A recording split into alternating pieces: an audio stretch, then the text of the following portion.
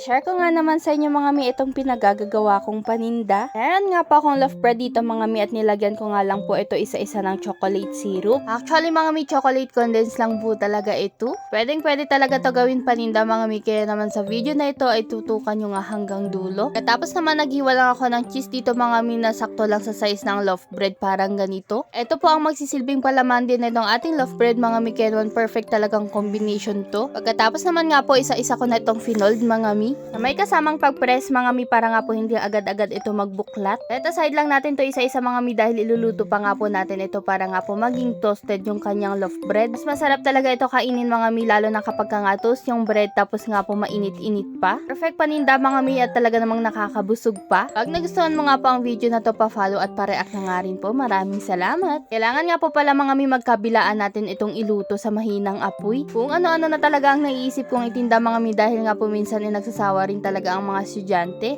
Naisipan ko nga itong tinapay mga mi dahil nga po alam ko na mabubusog sila dito. Nilagay ko na nga ito sa Tupperware mga mi dahil sa school ko na nga po ito lalagyan ng pinaka-toppings niya. Bubudburan ko lang ito ng crushed graham mga mi tapos lalagyan ko na rin ng chocolate syrup. O diba? Yun lang for today's video mga mi. Happy earnings!